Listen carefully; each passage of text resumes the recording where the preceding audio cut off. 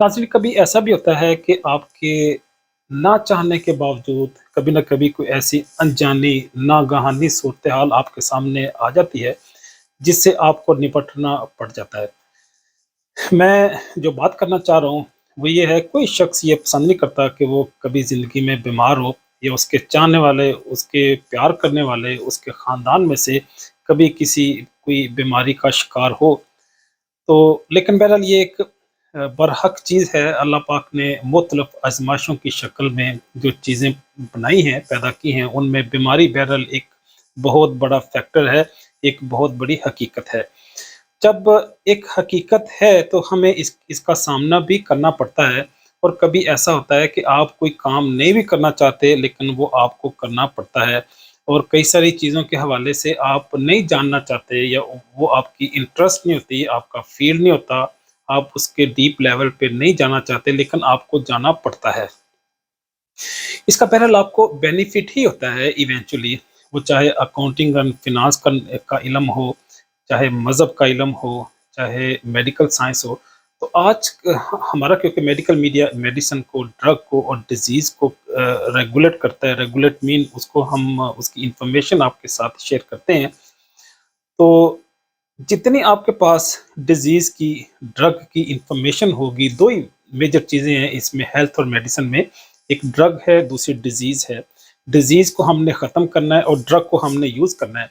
तो डिज़ीज़ की और ड्रग की आपके पास जितनी ज़्यादा इन्फॉर्मेशन होगी, उतना ही आपके लिए इसको मैनेज करना आसान होगा।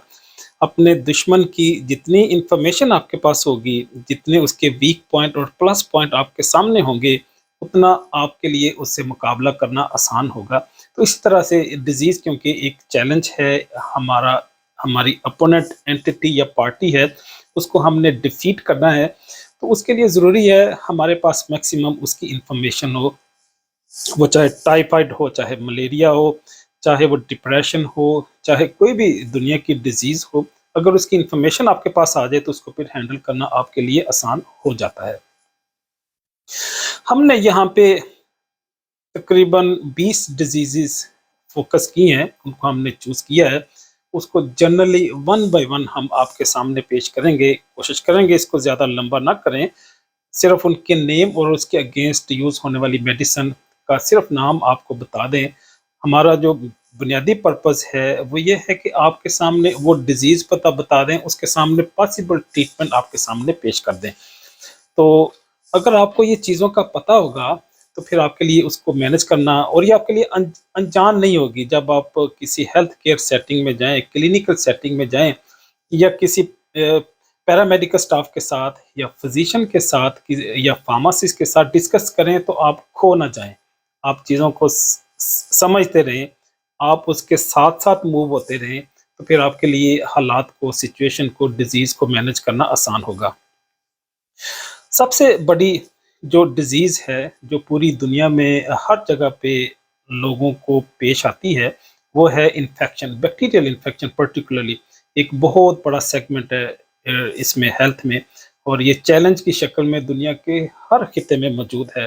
कहीं पे ये ज़्यादा बड़ा चैलेंज है, कहीं पे छोटा चैलेंज है। बहरहाल बैक्टीरियल इन्फेक्शन वो हर जगह पे मौजूद है, क्योंकि बैक्टीरिया पूरी दुनिया में फैले हुए हैं, वो चाहे स्टेफिलोकोकस हो, स्ट्रेप्टोकोकस हो, इकोलाई हो, ये बैक्टीरिया जो हैं हमारे लिए चैलेंज हैं। इनके लिए हम एंटीबायोटिक यूज़ करते हैं। एंटीबायोटिक मीन जो बैक्टीरिया को किल करें। तो एंटीबायोटिक की भी आगे सब कैटेगरी आ जाती है। टेट्रासाइक्लिन है, पेनिसिलिन ग्रुप की ड्रग है, सेफलोस्पोरिन है, सल्फा ड्रग्स की एक रेंज है। ये डिफरेंट, हम उसको फिर फर्दर सब डिवाइड करते हैं with accordance of the diagnosis, with accordance of the bacteria, हम पेशेंट को उसकी ट्रीटमेंट सजेस्ट करते हैं, और उसकी डोज प्रोटोकॉल डिज़ाइन करते हैं। वो बच्चों के लिए मुख्तलिफ होगी, बूढ़ों के लिए अलग होगी, एक लेडीज़ के लिए पर्टिकुलरली जो लैक्टेटिंग और प्रेग्नेंट वुमेन है, उनको, उनके लिए हमें अलग से एक ट्रीटमेंट प्रोटोकॉल डिज़ाइन करना पड़ता है। तो जो एंटीबायोटिक है, ये दुनिया में सबसे ज़्यादा यूज़ होती है, और सबसे बड़ा चैलेंज है हमारे लिए। दूसरी वायरल डिज़ीज़ है। वायरल डिज़ीज़ के लिए हम पेशेंट को एंटी वायरल ड्रग्स देते हैं। अमूमन ये इफ़ेक्ट बहुत कम करती हैं। ऐसा भी होता है, बल्कि अक्सर जगहों पे ऐसा ही होता है कि जो वायरस है वो अपना लाइफ साइकिल कंप्लीट करके हमारे बॉडी की इम्यूनिटी ऑटोमेटिकली उसको ओवरकम कर लेती है, उसको रेगुलेट कर लेती है। तो वायरस का उसकी डिजीज़ का जो साइकिल है उसकी कंप्लीशन के बाद ऑटोमेटिकली लोग रिकवर हो जाते हैं। फंगल डिजीज़ेज़ हैं, माइकोसिस भी हम इन्हें कहते हैं, वो सिस्टेमिक माइकोसिस हो, चाहे जो एक्सटर्नल माइकोसिस हो, ये भी हमारे लिए चैलेंज हैं। हम फंगल डिजीज़ की ट्रीटमेंट एंटीमाइकोटिक ड्रग से करते हैं, तो ये पूरी रेंज अवेलेबल है, डिफरेंट मैकेनिज़्म से एंटी फंगल ड्रग्स अपना इफ़ेक्ट प्रोड्यूस करती हैं। अगली जो मेरे पास डिजीज़ है वो है hypertension, blood pressure. Blood pressure कई सारे लोगों का रिड्यूस कर जाता है, कई लोगों का शूट कर जाता है, ज़्यादा हो जाता है। तो हम इस ब्लड प्रेशर को रैशनलाइज़ करने के लिए डिफरेंट ड्रग्स यूज़ करते हैं, वो चाहे बीटा ब्लॉकर हों, चाहे हम साल्ट पेशेंट को सम टाइम देते हैं ताकि उसके कैल्शियम सोडियम लेवल रेगुलेट हो और ब्लड की मतलब उसकी हार्ट बीटिंग और हार्ट की फोर्स ऑफ कंट्रैक्शन वो रिड्यूस रिड्यूस करते हैं या उसको इन्हेंस करते हैं। अगली जो मेरे पास अब है वो किडनी की डिजीज़ेज़ हैं। तो किडनी की डिजीज़ में हम डायूरेटिक भी पेशेंट को देते हैं, एंटी डायूरेटिक भी देते हैं डिजीज़ के उसके किडनी के फंक्शन को रेगुलेट करने के लिए। हम समटाइम हमें पेशेंट की फ्लशिंग की ज़रूरत पड़ती है। उसकी बॉडी को जब क्लीनिंग करते हैं तो सफिशिएंट इनटेक वाटर सजेस्ट करते हैं, उसके साथ डायूरेसिस करते हैं ताकि बॉडी के अंदर जो टॉक्सिन है या टॉक्सिक मटेरियल जो है, पॉइजनस मटेरियल हैं, उनको हम रिमूव कर दें। एलर्जी एक बहुत बड़ा चैलेंज है, वो चाहे स्किन में उसके क्योंकि triple response swelling, irritation, pain ये स्किन में हमें नज़र आते हैं। अस्थमा की शक्ल में हमारे लिए एक बहुत बड़ा चैलेंज है। तो एलर्जी के लिए हमारे पास anti histaminic, anti allergic drugs available हैं। ये भी एक बहुत बड़ी क्लास है ड्रग्स की और बहुत बड़ा चैलेंज है कुछ पर्टिकुलर पॉपुलेशन में। फीवर डिजीज़ नहीं है, सिम्पटम है किसी न किसी डिजीज़ का, तो उसके लिए हम एंटीपायरेटिक यूज़ करते हैं। पैरास्टामोल बड़ी मरूफ ड्रग है जो हम अमूमन ऐड करते हैं। जब भी किसी भी डिज़ीज़ पर्टिकुलरली इन्फेक्शियस डिज़ीज़ की ट्रीटमेंट स्टार्ट करते हैं तो आप देखेंगे प्रिस्क्रिप्शन में एंटीपायरेटिक ड्रग अमूमन इंक्लूड होती है, शामिल होती है। एंटीसाइकोटिक ड्रग हैं, कई सारी साइकोलॉजिकल डिसऑर्डर्स हैं, वो चाहे उनका साइकोसिस हो, इंसोम्निया हो, डिप्रेशन हो, ये इन डिजीज़ के लिए हम एंटीसाइकोटिक ड्रग्स पेशेंट को देते हैं। एंटी डिप्रेसेंट की बहुत बड़ी रेंज है वेस्टर्न सिविलाइजेशन में, क्योंकि यहाँ पे इनकी आइडियोलॉजिकल फ़िक्र की बुनियाद पे बहुत ज़्यादा डिजीज़ेज़ हैं। ये जब सोचते हैं कई सारी चीज़ों पे जाके स्टक कर जाते हैं, क्योंकि ये अल्लाह को, अल्लाह की रबूबियत को, कुरान को, इन होली बुक्स को उस तरह से बिलीव नहीं करते जिस तरह मुस्लिम सोसाइटी में हम लोग बिलीव करते हैं। तो इसलिए इनमें डिप्रेशन हम बड़ा फ्रीक्वेंटली ऑब्जर्व करते हैं, एंटी डिप्रेसेंट ड्रग्स पेशेंट को सजेस्ट करते हैं। फिर अगली जो मेरे पास है वो है डायबिटीज़ या शुगर जिसको हम कहते हैं, उसके लिए एंटी हाइपरग्लाइसीमिक ड्रग हम देते हैं पेशेंट को।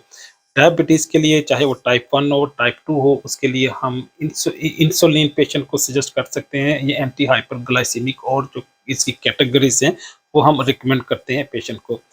ट्राइग्लिसराइड्स जो बॉडी के अंदर कोलेस्ट्रॉल लेवल इंक्रीज़ कर दे, उसको रिड्यूस करने के लिए हम एंटी हाइपरग्लाइसीमिक ड्रग नहीं, एंटी ट्राइग्लिसराइड हम ड्रग पेशेंट को सजेस्ट करते हैं। एंटी हाइपरग्लाइसीमिक एक्चुअली ग्लूकोज के लिए हम यूज़ करते हैं। कई सारी डिजीज़ हैं, उनकी ट्रीटमेंट हमारे पास अवेलेबल नहीं होती, लेकिन हमारे पास उनके खिलाफ एंटीबॉडीज़ अवेलेबल होते हैं। तो फिर हम इंजेक्टेबल फॉर्म में पेशेंट को एंटीबॉडी इंजेक्ट कर देते हैं, उसकी इम्यूनिटी को स्ट्रेंथन कर देते हैं, जिससे वो डिजीज़ के एंटीजन को डिस्ट्रॉय कर देते हैं। इन्फ्लेमेशन भी एक बहुत बड़ा चैलेंज है। एलर्जी भी हम इसको सम टाइम कहते हैं। एलर्जी 2-3 इसके रीज़न हो सकते हैं। जहाँ पे भी हमारे टिश्यू डैमेज होंगे वहाँ पे इन्फ्लेमेशन होगी। इन्फ्लेमेशन एक पॉजिटिव फीचर है, पॉजिटिव फिनोमिना है। तो वो इंजरी जो है हमारे टिश्यू की डिस्ट्रक्शन जो है वो फिज़िकल भी हो सकती है, वो इलेक्ट्रिकल भी हो सकती है, वो केमिकल भी हो सकती है। 3 मेजर रीज़न है जिनकी बुनियाद पे टिश्यू की डिस्ट्रक्शन होती है, इलेक्ट्रिकल, फिज़िकल और केमिकल, केमिकल मीन कोई केमिकल इंजेक्ट हो गया, जिस तरह वेनम है, मच्छर है या पतंगा है, उसने आपको काट लिया, तो उससे भी इन्फ्लेमेशन हो जाती है। तो उसके लिए हम एंटी इन्फ्लेमेटरी पेशेंट को देख के इस इन्फ्लेमेशन को रिड्यूस करने की कोशिश करते हैं। एंटी कैंसर ड्रग्स हैं, ये कैंसर के लिए हम यूज़ करते हैं, चाहे वो मैलिग्नेंट हो, नॉन मैलिग्नेंट हो, ट्यूमर हो, सिस्टेमिक हो, लोकल हो। हम एंटी कैंसर भी, हमारे पास एक बहुत बड़ी क्लास है जो हम कैंसर की ट्रीटमेंट के लिए यूज़ करते हैं। अगली जो मेरे पास क्लास है वो है एंटीडोट। एंटीडोट मीन एंटीवीनम भी हम इसे कहते हैं। अगर कुछ स्पाइडर या स्नेक किसी को काट ले, तो स्नेक बाइट के बाद उसकी बॉडी में अगर कोई टॉक्सिन आ गया है, अगर उस बॉडी में पॉइजनस मटेरियल आ गया है, तो उसको उसको काउंटर करने के लिए हम एंटीडोट देते हैं, या एंटीवीनम मेडिकेशन हमारे पास अवेलेबल है। कन्वर्शन है, मसल की स्ट्रेचिंग हो जाती है, तो उसके लिए हम एंटी कन्वर्सेंट देते हैं पेशेंट को, ताकि मसल की स्ट्रेचनेस हम उसको रिड्यूस करें। एंटी पैरासिटिक ड्रग्स हैं, जो पैरासाइट्स हैं वो अगर किसी पेशेंट में आ जाए, तो उनकी ट्रीटमेंट के लिए, उनको किल करने के लिए हम एंटी पैरासिटिक ड्रग देते हैं। मेबेंडाजोल, अल्बेंडाजोल, ये इनकी एग्जांपल हैं। फिर स्टिमुलेंट्स हैं, कई सारे लोग डिप्रेशन में चले जाते हैं, उनके मूड स्विंग को रेगुलेट करने के लिए हम उन्हें स्टिमुलेंट दे देते हैं, जिससे स्टिमुलेंट मीन उनके ये न्यूरोट्रांसमीटर भी हो सकते हैं, हार्मोन भी हो सकते हैं, और ये पेशेंट के मूड को, उसको ओवरऑल उसके बिहेवियर को स्टिमुलेट कर देते हैं। हार्मोन्स हैं, हम पेशेंट में सम टाइम हार्मोन की कंसंट्रेशन ज़्यादा हो जाती है, पिट्यूटरी ग्लैंड से निकलते हैं, या वो थायराइड ग्लैंड है, या और हमारी बॉडी में ग्लैंड जो हैं, वहाँ से अगर हार्मोन प्रोड्यूस होते हैं, तो उनकी सिंथेसिस सम टाइम इनहैंस हो जाती है, सम टाइम रिड्यूस हो जाती है, तो हम हार्मोन, ये एंटी हार्मोन की शक्ल में उसकी बॉडी में हार्मोन की कंसंट्रेशन को रेगुलेट करते हैं या रैशनलाइज करते हैं। जो लास्ट कैटेगरी है वो है पेन। पेन जो हमारी 20th टाइप है डिजीज़ की, वो पेन है।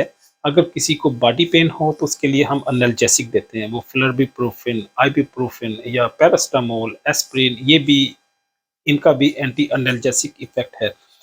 नेप्रोक्सन सोडियम, ये सारी ड्रग्स हम पेन किलर की शक्ल में पेशेंट को दे सकते हैं। तो गोया ये 20 कैटेगरी, ज़रूरी नहीं है ये 20 डिजीज़ तो और भी बहुत ज़्यादा हैं, लेकिन इसकी जनरल अंडरस्टैंडिंग के लिए ये 20 जो डिजीज़ और उनके अगेंस्ट जो मेडिसिन की क्लास हम यूज़ करते हैं, वो आपके साथ आज मैंने डिस्कस की। अगर ये आपके पास आ जाएँ, अगर इसको प्रॉपर्ली अंडरस्टैंड कर लें, और इसको फर्दर और व्लॉग देख के या गूगल करके, या डिफरेंट और जो साइंटिफिक इंफॉर्मेशन के प्लेटफॉर्म है, चाहे WHO है, CDC है, वर्ल्ड हेल्थ ऑर्गेनाइजेशन, या सेंटर ऑफ डिजीज कंट्रोल, ये US के दोनों अदारे हैं।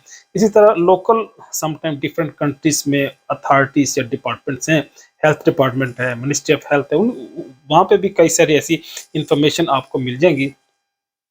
वहाँ से इंफॉर्मेशन गेन करते हुए, आप अगर कि पर्टिकुलर चैलेंज आपको अवेलेबल है, अपनी इंफॉर्मेशन को इम्प्रूव करते हुए आप डिजीज़ की बेहतर अंदाज में ट्रीटमेंट कर सकते हैं। तो इजाज़त चाहूँगा, मिलते हैं अगली वीडियो में किसी नई इंफॉर्मेशन के साथ। तब तक के लिए अल्लाह हाफिज़।